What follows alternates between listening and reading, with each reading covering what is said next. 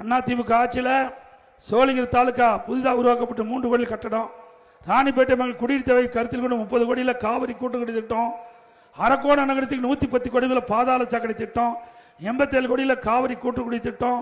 அதோட இன்றைக்கு வேலூர் மாவட்டம் முழுவதும் காவிரி ஆற்றிலிருந்து கூட்டுக்குடி திட்டம், பாதுகாக்கப்பட்ட காவிரி தண்ணீரை கொடுத்த அரசு அதிமுக அரசாங்கம்.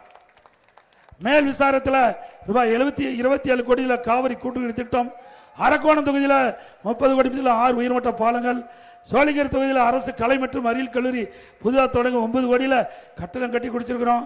அரக்கோணம் தொகுதியில் திருவள்ளூர் பல்கலைக்கழக உறுப்பு கல்வி மற்றும் அறிவியல் கல்லூரி இன்றைக்கு மாற்றி கொடுத்திருக்கிறோம். ராணிப்பேட்டை சிப்காட் சிறப்பு பொருளாதார மண்டலம் அறிவிக்கப்பட்டது. ராணிப்பேட்டை சிப்காட்டில் ஃபேஸ் 3 599 ஏக்கர் நிலத்தில் 53 தொழிற்சாலை தான் இன்றைக்கு அறிவிக்கப்பட்டது. தற்போது 35 தொழிலாளர் இயக்கப்பட்டு இளைஞர்கள் வேலைவாய்ப்பு பெற்றுள்ளனர். அம்மா ஆட்சி மீதமுள்ள தொழிற்சாலை அனைத்தும் திறக்கப்பட்டு இளைஞர்களுக்கு வேலைவாய்ப்பு உருவாக்கி தரப்படும். ராணிப்பேட்டையில் உள்ள சீனிவாசன்பேட்டையில் மேல்நிலை நீர்த்தேக்க தொட்டி 15 கோடியில் முடிக்கப்பட்டது. வாலாஜா மாவட்ட தலைமை மருத்துவமனை தரம் உயர்த்தப்பட்டு சுமார் 10 கோடி மதிப்பீட்டில் புறநோயாளி பிரிவு 100 படுக்கைகள் கொண்ட இன்றைக்கு உள்நோய்கள் பிரிவு கட்டி முடிக்கப்பட்டது.